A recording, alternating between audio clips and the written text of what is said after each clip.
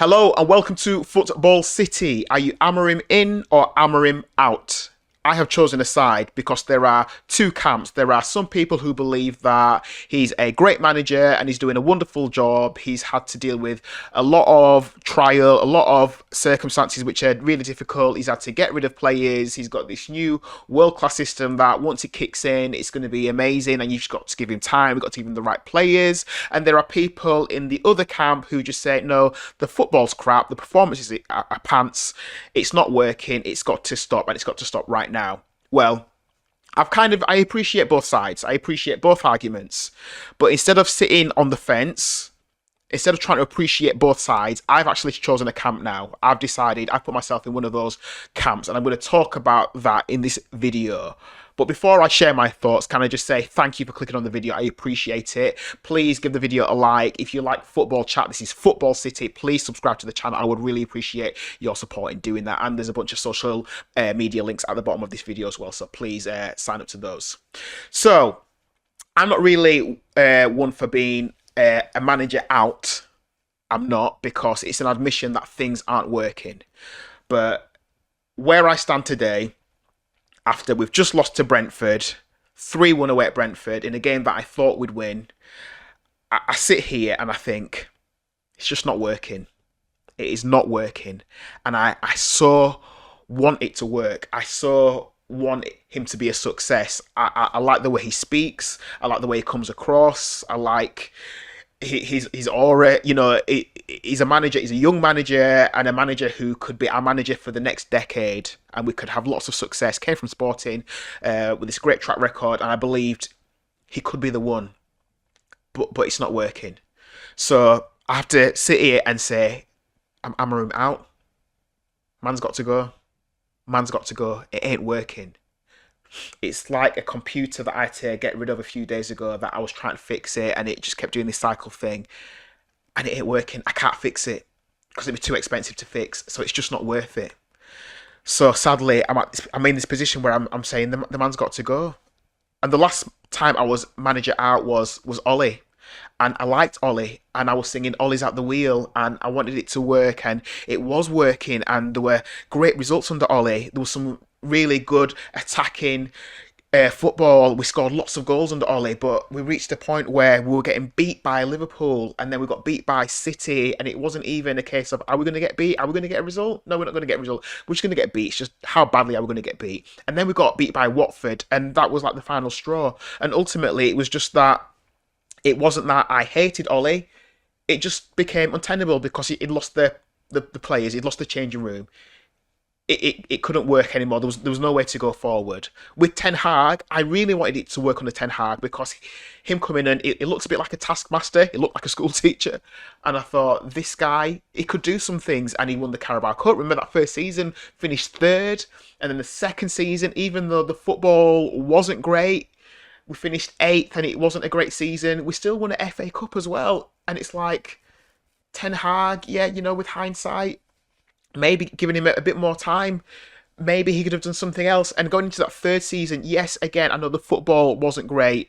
And, you know, I think when he got sacked, we were around 14th position, and it was that West Ham game where Dalot rounds a keeper and then misses an open goal. It's like they're trying to get him sacked. Again, with Ten Hag, it's like, it appeared that he'd lost the changing room as well, and that wasn't working. But I feel like if we stuck with Ten Hag just for that year and brought in Amorim a year, the following season, I feel like Ten Hag would have taken us to a Europa League final and won it because he knew how to win finals. It's like he was good at that stuff, but it became untenable, and I feel like this is where we're getting now with Amorim. It's untenable, despite the fact he's a nice guy, great communicator, he's got clear direction about what he wants to do, how he wants to play, which players he wants, which players he doesn't want. He's been the first manager in a long time to say, look, you are not part of my team. You don't belong in this squad because you don't have the qualities, so therefore you are not playing. You're not even joining us on pre-season training. It's not happening, mate.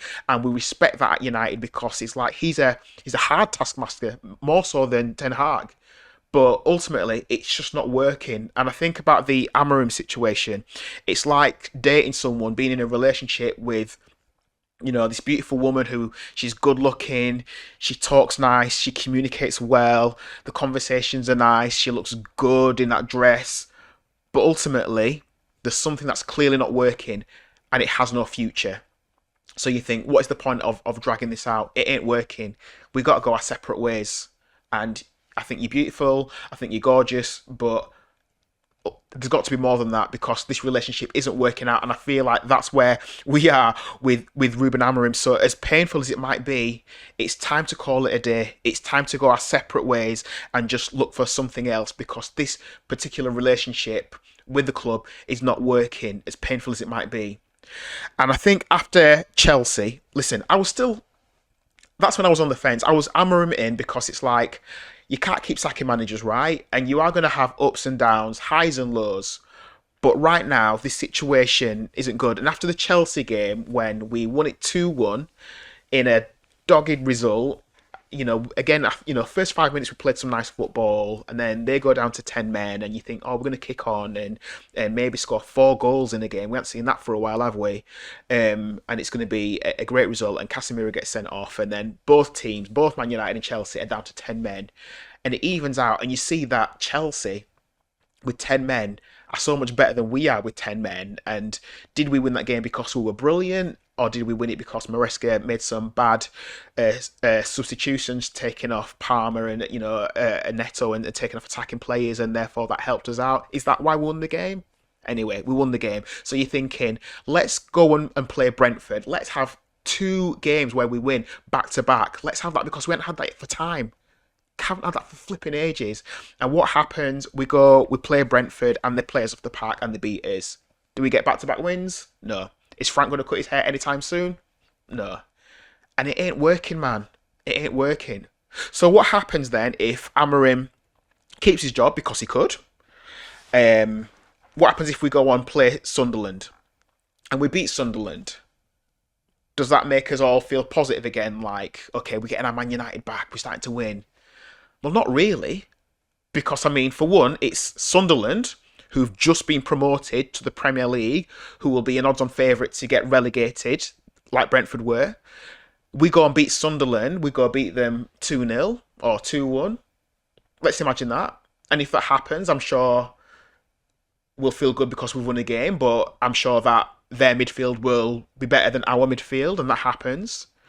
But secondly, why are we nervous about playing Sunderland? Sunderland, they're a newly promoted side, and they're currently 5th, and we're 14th. What does that say about how far our standards have fallen as Man United fans? Can we beat Sunderland? And then say we beat Sunderland, we go on and we place Liverpool at Anfield. Now, is there a single Man United fan in the land who believes that we're going to go to Anfield and get a result? That we're going to get a draw, never mind a win? Does anyone feel like that? Maybe if they get reduced to 9 men after 20 minutes, or 8 men, maybe then it'll be even. Maybe we've got a chance, but you're thinking, nah, we ain't going to Liverpool and beating them. It's not happening. And I think I'm just tired. As a Man United fan, I'm tired of talking about system. I'm tired of talking about suffering. Nuno Espirito Santo's just gone in at West Ham. I can't say that I followed his press conferences or what he said about going into that team, but is he talking about suffering? Like there's going to be a period of suffering? Is that what happened when Postecoglou went in at Forest? Or Keith Andrews went in at Brentford? That he goes in and he talks about we're going to suffer and it's going to be difficult and it's going to be hard.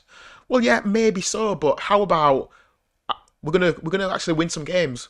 We're going to fight. We're going to play some good football. We're going to make some changes because obviously we have to make changes because a previous manager got sacked because things weren't working. But we're actually going to win some games and we're going to play some great football and it's going to be exciting. I don't see those guys saying there's going to be suffering. I just miss. I miss what Man United was like before Amorim came in. And yes, he's done some good things, but I miss what it was like before. I miss 4-3-3. I miss 4-2-3-1. The Man United that I've watched is always been 4 at the back. I miss wide players who bomb forward. I miss Ollie Ball. As bad as As much as people might criticise Ole Gunnar Solskjær as a manager, we scored goals under that man. We scored, we're putting 4 past Chelsea while playing badly. We put 5 past Leeds, 6 past Leeds, 5 past Bournemouth, 9 past Southampton. The guy gave us our highest equal Premier League victory. 9-0, like against Ipswich back in the 90s. And I know ultimately that had to end. And people say, under Ten Hag, yeah, we had 4 at the back. We were playing 4-3-3, 4-2-3-1, and we were bad then. We were still losing badly under Ten Hag, or not having great results under Ten Hag. But you got to think, well, the team has changed under Ten Hag.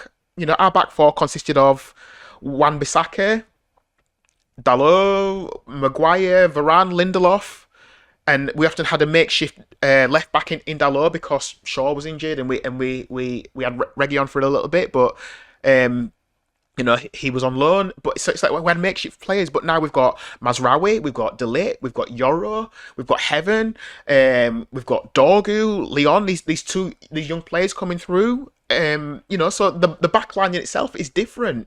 Why can't we play with that different back line? We've got Cunha now, we've got Mbeumo, we've got Sheshko. We've got a Mason Mount who's generally fitter more than he used to be. We've said goodbye to Garnacho and Rashford and Anthony and Sancho. So the team has changed. Why can't we play 4-3-3 now with the players that we've got? Why can't we make it work with having Kobe in the midfield and not having Bruno play there? Why can't we play 4-3-3 or 4-2-3-1 with the players that we've got now and expect better performances? Ultimately, it can't get worse than it is now. So I think, where will we be in a year? Will we still have Amorim? Will we have a different manager? It can't be worse than it is now.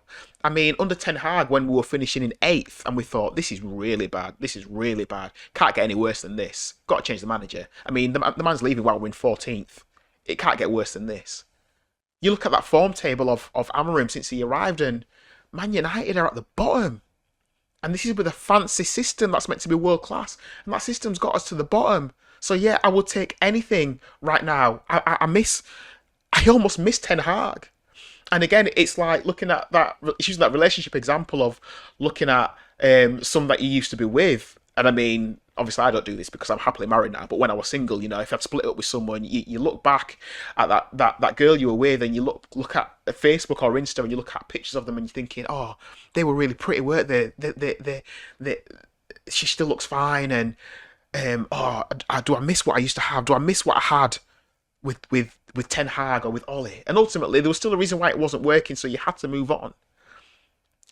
But we've got to move forward. So there's this argument that if we go forward and we get a brand new manager, we say goodbye to Amorim, we say thank you for your service, we shake hands, say goodbye, and we get a new manager. This is the argument for Amorim in, I suppose, is if we get a new manager, will it be the same old, same old? Because yes, I'm sure we'll get a new manager bounce. We might beat a side 4-0, like we did with Amorim against Everton, and we're thinking, right, the new manager ball is here. But I refuse to believe that it could get any worse than it is right now, because getting worse than it is right now is Man United getting relegated. And I don't think we'll get relegated, but we can't be flirting around 15th and 16th and 17th whilst all these other sides are above us. I just think stubbornness has killed this manager. I feel like it could have been something wonderful if this system could have been a bit more flexible. And people argue that, well, the system isn't just 3-4-3, you've got centre-backs who join the midfield and make it stronger and all that kind of business and all that kind of jazz. But it ain't working, mate. The system has shown that of all the teams that are still in the Premier League over 30 plus games, we are bottom of that league. We'd be bottom of that league. So this world-class system isn't working. And you look at what Brentford are doing. We went to Brentford and we're going to play this slick, wonderful, beautiful football, passing, movement, the system. And by the way, Ruben's not always banging on about system. It's just that, it feels like he's banging on about it. But you look at this system. And what do Brentford do? Bang. Kick, long ball from the back. Knock it on, flick it on, run onto it. Player scores 1-0. Similar 2-0. and we're doing system. Brentford, whatever. 3-1. There we go. We've won the game. I would rather do what Brentford are doing than what we're doing right now. It's the same with Grimsby. Grimsby rock up. We've got system. Grimsby just think, no, kick it long, hoof it, cross it to your attacking players, head it, goal. Simple. That is what I miss. And when I go to watch football, I go to Bradford City as well. I've talked about how I've got love for these two teams. I go watch Bradford City at Valley Parade. And the football that Bradford City play in League One, I can honestly say, is better than the Amorim football. It's simpler. Sometimes it's hoofball. Sometimes it's kick it long, clear it out the box, kick it towards your number 9 because you want your number 9 to score goals. Head it. It's better. Watching Bradford City at the moment is better than watching the Premier League Manchester United. It's sad that we've got a number 9 who we don't pastor. I feel sorry for Šeško in the same way that I felt sorry for Højlund. And you look at Rasmus Højlund, you looked at his first goal when he joined Napoli. Player who I can't remember his name just does a through ball for Højlund. Højlund runs onto it, scores. When was the last time we did that?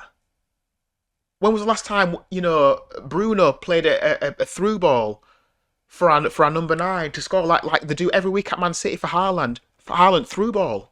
Haaland runs onto it. Scores. I have vague memories of us doing that a couple of times for Højlund when he first came. Bruno played through ball. Højlund runs towards the goal and shoots, but we don't do that. We don't provide service for our number 9. It's hard work. I mean, Šeško's barely got in the team. Brentford is was that his first Premier League start? Did he start? He didn't start against Burnley, did he? Started against Chelsea. So yeah. Saying goodbye to a manager ultimately is an admission that things aren't working, and it's quite sad, and I don't love it, and I don't want to admit that things aren't working for my team, but they ain't working for my team.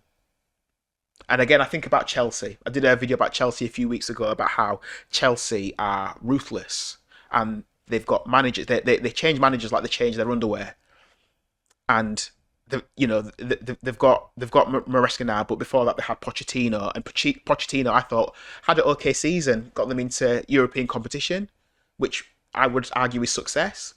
But what did Chelsea top dogs do? Pochettino, we're saying goodbye. It's not worked. Thank you for your service.